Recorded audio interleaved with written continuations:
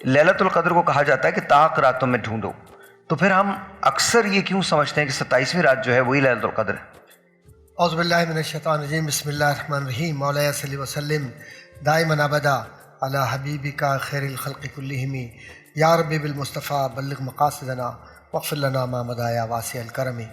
بعد حمد و صلوات کے، یہ جو لیلۃ القدر ہے، قدر کے معنی قدرت والی رات، تقدیر والی رات، بخشش والی رات، عطا والی رات، مختلف مفسرین نے مختلف حوالے اس میں دیے ہیں۔ ایک تو بات یہ ہے، حضور اکرم علیہ طاعت و ثنا صلی اللہ علیہ وسلم، ان کی ذات پر قربان جائیے، انہوں نے یہ فرما دیا کہ یہ جو آخری عشرہ ہے اس میں طاق راتوں میں سے طاق راتوں میں کوئی ایک رات جو ہوتی ہے وہ لیلۃ القدر ہے۔ تو بہتر تو یہ ہے کہ ہر رات میں، کیونکہ یہ تو عبادتوں کی رات ہے، مانگنے والوں کو ملتا ہے وہاں سے۔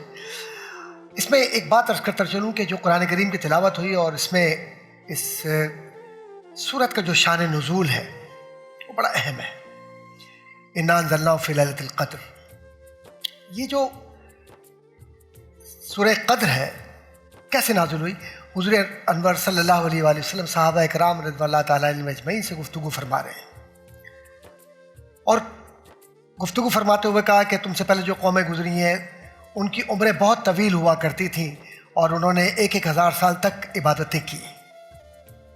ایک صحابی رونے لگے، کہنے لگے یا رسول اللہ صلی اللہ علیہ وسلم، ہماری تو عمریں بہت چھوٹی ہیں، اور اس عمر میں ہم جب بڑے ہوتے ہیں تو کچھ تلاش معاش کے اندر وقت نکل جاتا ہے، حصول روزگار، اور کچھ وقت اس طرح نکل جاتا ہے، کچھ اس طرح نکل جاتا ہے۔ انہوں نے گنوایا، اور اس کے بعد عبادت کا کتنا وقت رہ جاتا ہے جو ہم اللہ کے قریب جائیں اور ہمیں اتنی نیکیاں ملیں جتنی نیکیاں 1000 سال والوں کو ملا کرتی تھی۔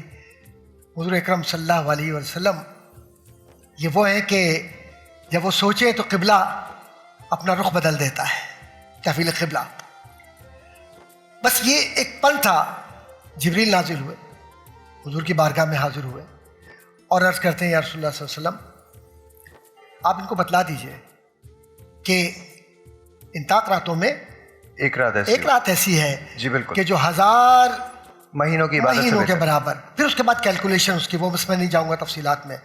اور اس کا شان نزول کا بنیادی مقصد یہ بیان کیا ہے مفسرین نے، اس میں در منصور بھی ہے، مدارک بھی ہے، قرطبی بھی ہے، بہت سارے ہیں مفسرین۔ انہوں نے کہا کہ ایک بزرگ تھے حضرت شمون رحمۃ اللہ تعالیٰ علیہ، بزرگ تھے جیسے اولیاء کاملین میں شیخ عبد القادر جیلانی ہے، حضرت علی حجویری داتا گنج بخش ہے، ایسے ہر دور میں بزرگ گزرے۔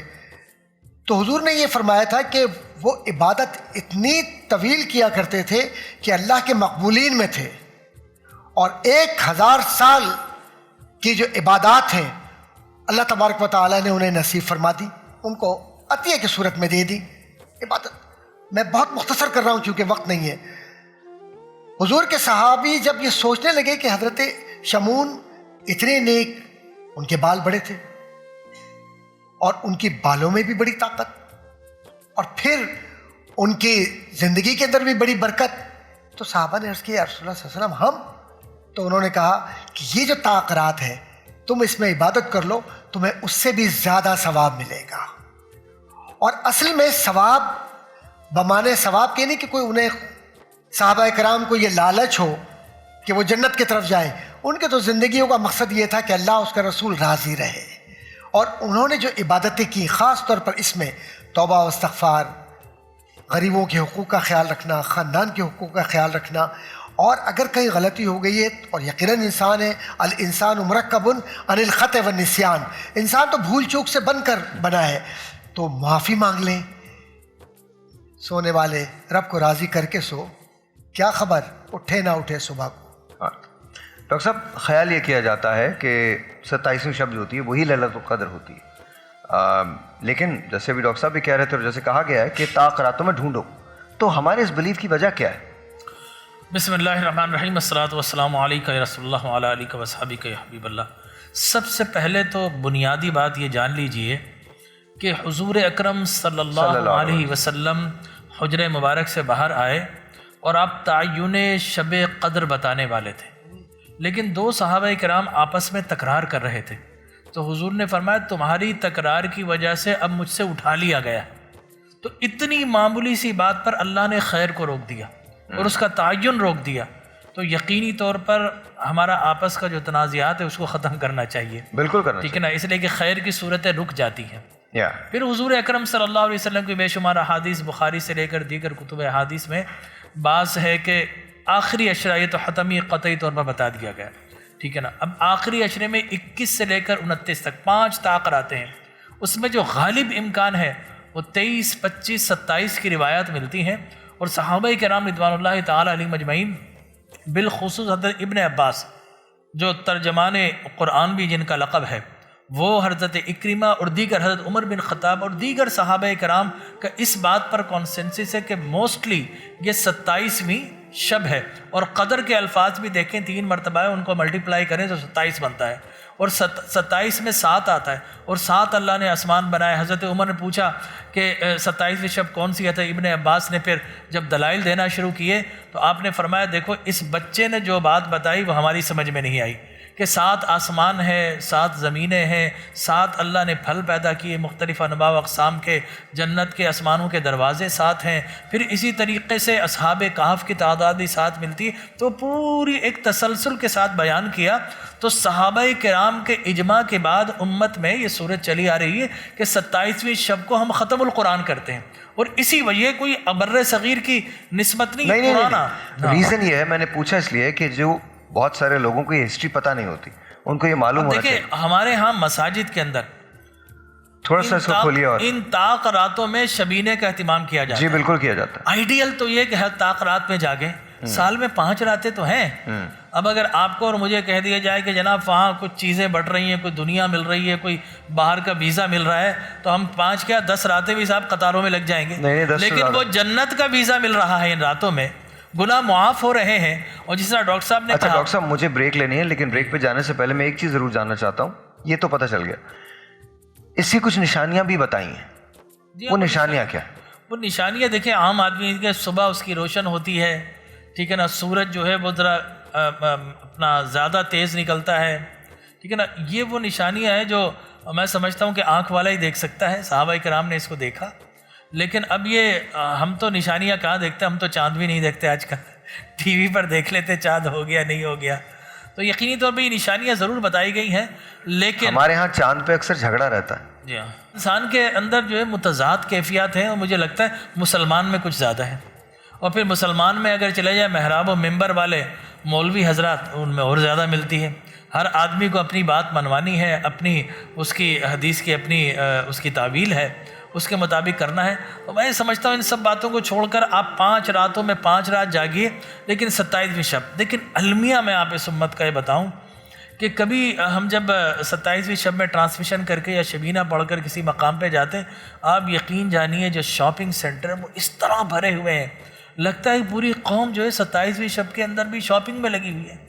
ہونا تو یہ چاہیے کہ آپ شب برات سے پہلے ہی شاپنگ کر لیں، کوئی ایسا ماحول بن جائے جو پاکستان 27ویں شب میں حاصل ہوا، ٹھیک ہے نا، یہ اللہ کی بہت بڑی نعمت کی صورت میں 27 رمضان میں، وہ یہ کس لیے بنا تھا؟ یہ اس لیے بنا تھا کہ اسلامک جو ہے پرنسپل یہاں پر پریکٹس کیے جائیں گے، اسلامک جو ہے کوڈ آف کنڈکٹ یہاں پر نافذ کیے جائیں گے۔ اگر میرا بس چلے تو شبرات سے پہلے مارکیٹیں 1 مہینہ فیسٹیول کر دوں، شبرات کے بعد فوکس کرے رمضان کو، وہ یہ صحابہ کرام کا بھی طریقہ ہے۔ تو میں سمجھتا ہوں کہ کچھ دیر کے لیے ہمیں اپنے نفس کو کنٹرول کر کے اللہ کی جانب رجوع کرنا چاہیے۔ ایک بریک لیتے ہیں، آپ سے ملیں گے بریک کے بعد۔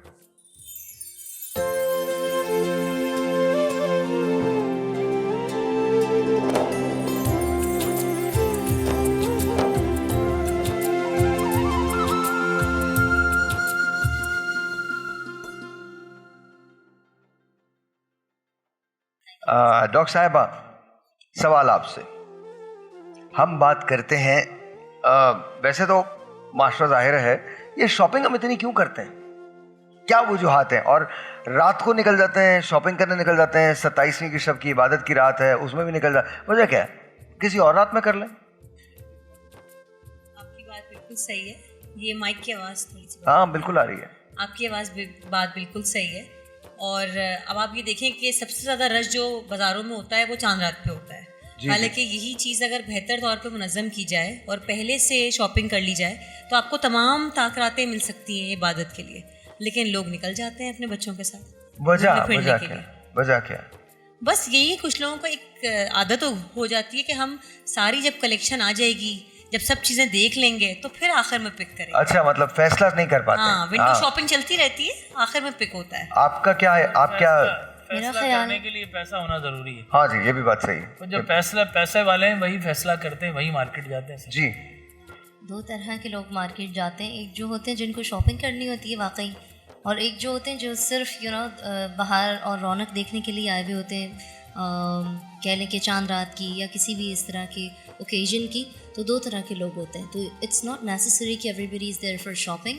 بہت سارے لوگ جو ہوتے ہیں بس انجوائے کرنے کے لیے آئے ہوتے ہیں. اور ایک اور طرح کے لوگ مطلب مجھے سمجھ میں نہیں آیا انجوائے کیسے. اگر یہ شلوار قمیض لے رہے ہیں تو مجھے اس میں کیا انجوائمنٹ ملے گی؟ نہیں, بہت سارے لوگ اسٹالس پہ جاتے ہیں, کچھ کھانے کے لیے جاتے ہیں, ضروری. اچھا, یوں یہ والی انجوائمنٹ. جی تفریح تباہ کی. کیونکہ میں تھوڑا سا ڈر گیا تھا, میں نے کہا ڈاکٹر صاحب شاپنگ کر رہے ہیں, میری کیا انجوائمنٹ ہوگی. یہ مائک ٹھیک کرو یار میرا, کیا ہے. ہاں, بہت سارے لوگ آتے ہیں اور بہت ساری اور بھی ایکٹیویٹیز ہوتی ہیں, مگر میں وہ یہاں نہیں بتا سکتی. نہیں, ہمیں پتہ ہے, ہم پاکستانی لوگ ہیں, ہم جانتے ہیں. وہ شاپنگ کرتے ہوئے لوگوں کو دیکھنے آتے ہیں. اچھا, پتہ نہیں کیوں, آئی ڈونٹ انڈرسٹینڈ.